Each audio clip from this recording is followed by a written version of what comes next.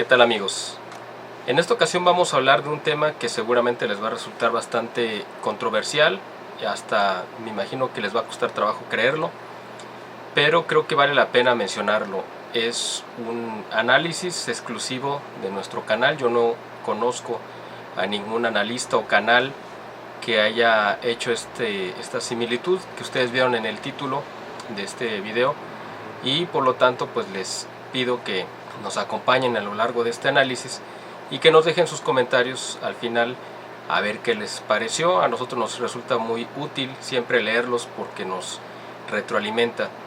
En estas últimas semanas, como ustedes saben, pues no hemos tenido programa con Luis Medina por asuntos personales de Luis que le han impedido participar. Por eso yo quise dejar en estos días esta serie de videos que van a ver a partir de hoy, con la intención de, bueno, pues los temas de más importancia en la agenda nacional de México, seguirlos cubriendo de aquí en lo que volvemos a reactivar nuestro programa con Luis, que yo espero que sea a partir del mes de mayo. Bueno, pues sin más empecemos. En este video vamos a analizar este tema.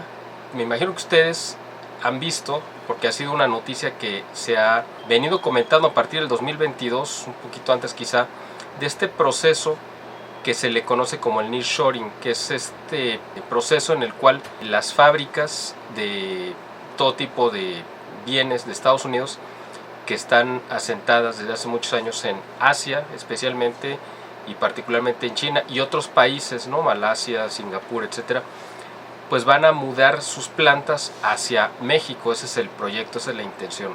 Esto empezó, esta idea, con el gobierno de Donald Trump, pero no necesariamente para venir a México, sino Donald Trump estaba motivando a sus empresas por esta guerra ya muy enconada que tenía contra China, y bueno, pues yo creo que bastante justificada, para que las empresas norteamericanas regresaran sus plantas de ensamblaje y de producción a Estados Unidos. Esto era algo muy complicado porque obviamente el salario que se paga en China es muy inferior al que se paga en Estados Unidos. No era tan sencillo, de hecho muchas empresas se resistieron a hacerlo, aunque Donald Trump les ofreció incentivos fiscales para propiciar esto. Algunas empresas lo hicieron, pero fue más una cuestión de propaganda. A partir de que Biden se hace con el poder, ya saben el proceso, que ya lo hemos abordado en este canal. Muchos de esos videos que hablamos sobre ese proceso que se vivió a finales del 2020 pues ya no existen en este canal, pero lo pueden buscar en nuestro canal alterno de Odyssey.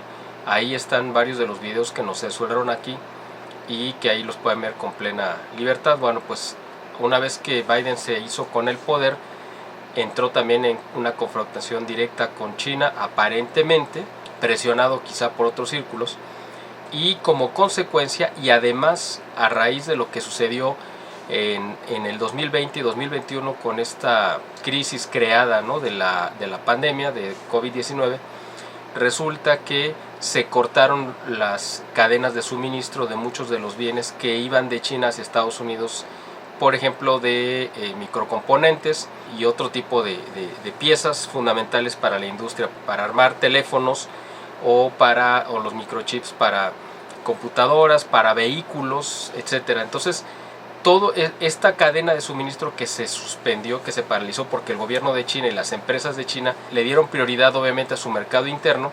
Entonces eso puso en entredicho o digamos que propició que en el gobierno de Estados Unidos se tomara la decisión de promover o de pedir o presionar a las empresas norteamericanas para que sacaran las plantas que tienen de ensamblaje y de producción en China especialmente, y las trajeran de regreso a América, y especialmente que las pusieran en México. ¿Por qué?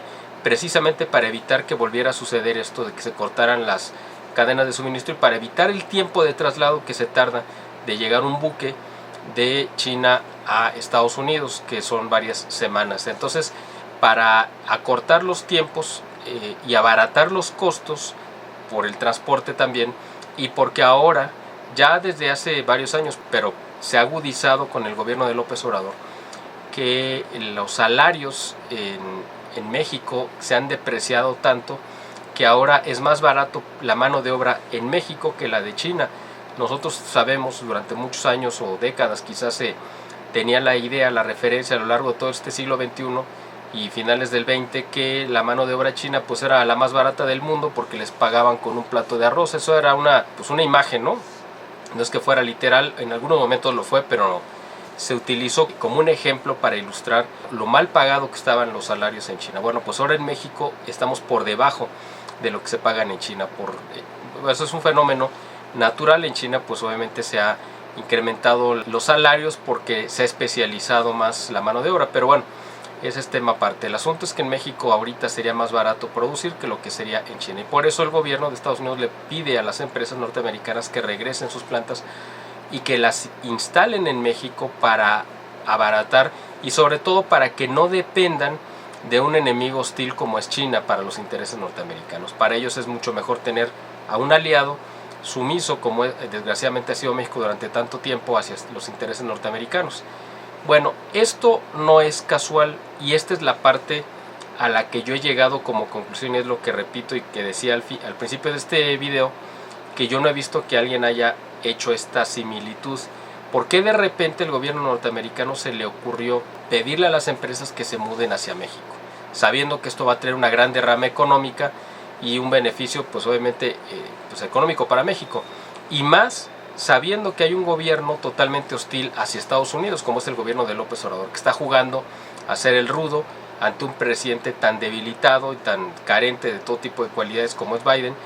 Pues López Obrador está jugando a ser el rudo, a ser el malo, y esto pues obviamente sabemos que le va a salir muy caro. Pero en el Inter pareciera que el gobierno de Estados Unidos está premiando la insolencia de López Obrador al traerle miles o cientos de miles de espacios laborales y que se generarían sobre todo en la parte norte del país, que es donde está la infraestructura para poder instalar estas plantas. Bueno, esto yo creo que no es una casualidad. Yo creo que esto se dio precisamente porque en este año 2023 se cumplen 100 años de que se firmó un tratado que es semisecreto, que se conoce como los tratados de Bucareli, que se firmaron en agosto de 1923, cuando estaba de presidente Álvaro Obregón. Ese fue el costo para que el gobierno de Estados Unidos le diera el reconocimiento oficial al gobierno de Álvaro Obregón, que no lo había querido reconocer una vez que, ustedes saben, Álvaro Obregón planea el asesinato de Venustiano Carranza, que era el presidente en ese momento, en 1920, y que él se hace con el poder. Estados Unidos vio la oportunidad de venderle muy caro su reconocimiento al nuevo gobierno a cambio de hincarlo e imponerle una serie de condiciones totalmente traidoras a los intereses nacionales, pero sin los cuales el gobierno de México no hubiera contado con el reconocimiento de Estados Unidos, y eso le cerraba las puertas para muchas cosas. Quizá nos hubiera salido menos costoso no tener ese reconocimiento, pero bueno, eso solamente es una especulación, no sabemos qué hubiera pasado. Lo que sí sabemos son las consecuencias que hubo por haber firmado este acuerdo. Una de las condiciones, se supone que secretas, era precisamente que el gobierno de México aceptaba, primero, no aplicar el artículo 27 constitucional a las empresas norteamericanas, ese artículo en el que se declara que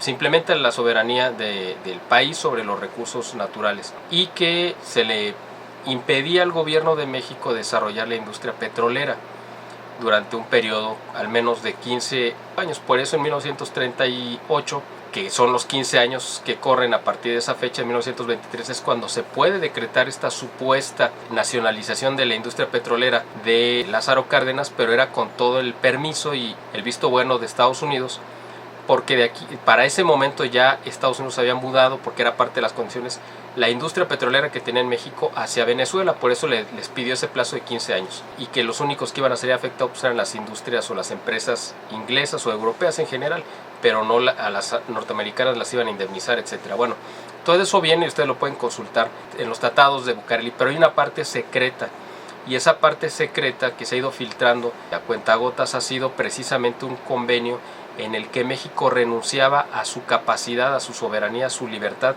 de poder acceder a cualquier clase de tecnología o desarrollo científico durante 100 años, es decir, a partir de 1923 hasta el año 2023. Y México renunciaba a la posibilidad de poder establecer la industria pesada, es decir, no íbamos a tener posibilidades de construir barcos, aviones, refinerías con tecnología mexicana, etcétera. Todo eso íbamos a tener que comprárselo a Estados Unidos. Armamento obviamente tampoco.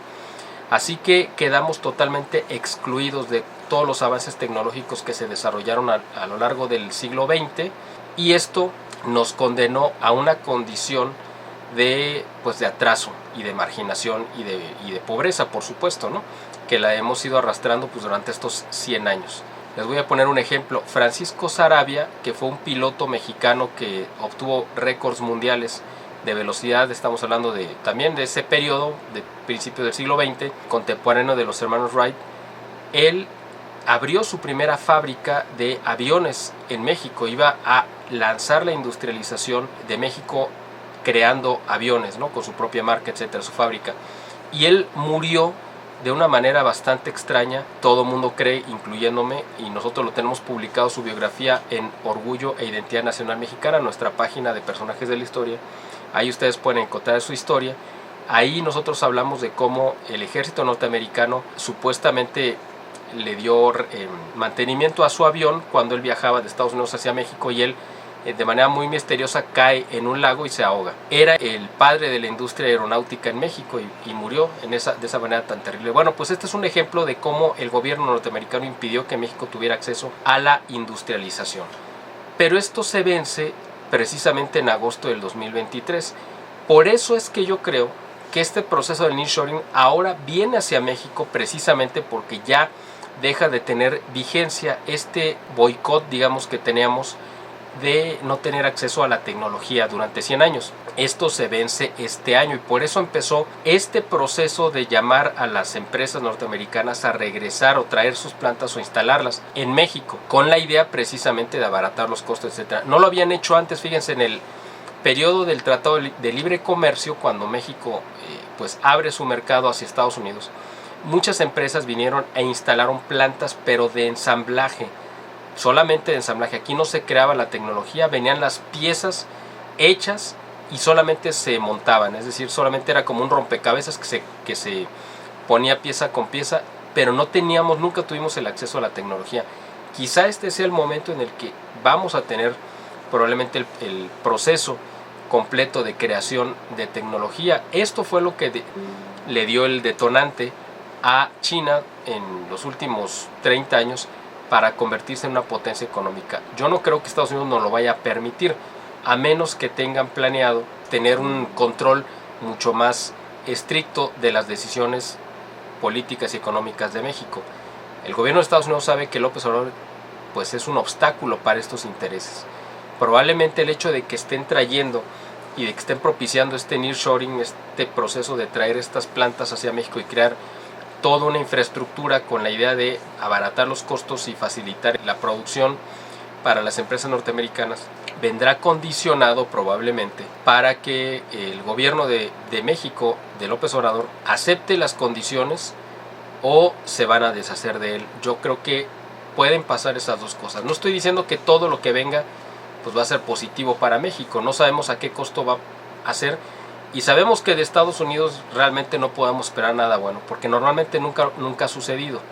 Ustedes recuerdan que el antecedente de los tratados de Bucareli fueron los tratados McLean-Ocampo, que firmó otro traidor a la patria, como fue Benito Juárez, que él también, precisamente por la misma necesidad de reconocimiento del gobierno norteamericano y de que le financiaran y que le dieran crédito, hipotecó al país, le entregó básicamente la soberanía del país, y que el Senado norteamericano no ratificó ese acuerdo porque le parecía tan riesgoso tomar el control básicamente político y hasta geográfico de México a través de los pasos militares que le estaba abriendo Juárez hacia nuestro país, que lo consideraron una situación muy riesgosa porque iba a fortalecer a los estados sureños, porque en ese momento estaba desarrollando la guerra civil. Bueno, en 1923, con los tratados de Bucareli, Álvaro Obregón realizó una traición similar a lo que equivalían los acuerdos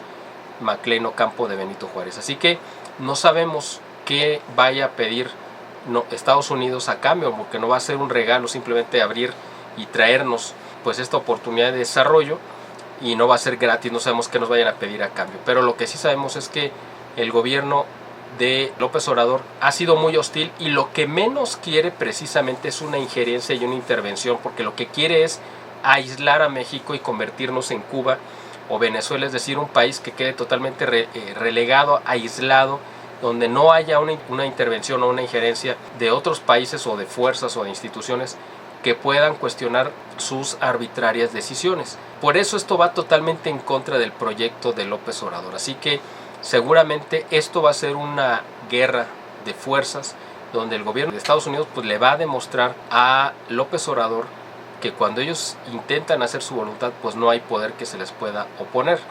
Vamos a ver qué sucede. Aparentemente esto es algo bueno. El asunto ha sido que no sabemos a qué precio nos lo van a querer vender y hasta dónde está dispuesto López Obrador de llegar con tal de impedir que esta opción pueda darse, aunque beneficia a los intereses del país, cuando menos en primera instancia, porque ya pasaríamos de ser un país maquilador como lo somos ahora a un país ahora sí que tenga acceso a producir tecnología. Eso sería muy beneficioso, pero con un gobierno tan hostil a la tecnología, a la ciencia, al desarrollo y al avance económico como es el de López Obrador, necesariamente el gobierno de Estados Unidos para implementar este proceso, este proyecto, o lo amarra a través de algún convenio o de obligarlo a firmar ciertos acuerdos, o simplemente se van a deshacer de él. No sabemos qué vaya a suceder. En otros videos posteriores estaremos analizando temas que tienen que ver con la guerra que hay abierta y declarada de parte del gobierno de Estados Unidos hacia el gobierno de López Obrador por el tema de narcotráfico y cómo él ha defendido de manera descarada a sus aliados de los cárteles, especialmente del cártel de Sinaloa. Pero en este video yo quería dejar simplemente el antecedente y de que no hay casualidades, y no es casual de que precisamente en este año 2023 se esté hablando de manera tan abierta ya de traer esta tecnología a la cual México nunca tuvo acceso y de repente sí. ¿A qué se debe? En resumidas cuentas, pues a esto que yo creo, porque les digo, no he visto, ni escuchado, ni leído que alguien haga esta similitud o llegue a esta conclusión de que precisamente como este año se vencen los 100 años de apartheid tecnológico que México firmó en los acuerdos de Bucareli de 1923, es a raíz de que ahora sí pueden venir para acá las empresas norteamericanas. Ya veremos qué nos depara en las próximas semanas y meses. Yo quería dejarles este tema aquí, cuando menos para que ustedes tengan oportunidad de analizarlo. Déjenos sus comentarios.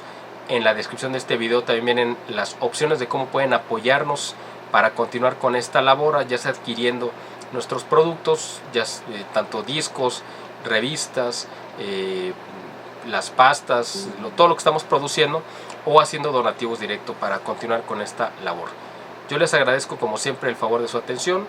Les pido que compartan este video, le pongan un me gusta y pues estén al pendiente de los demás videos que estaremos subiendo próximamente. Muchas gracias y hasta la próxima.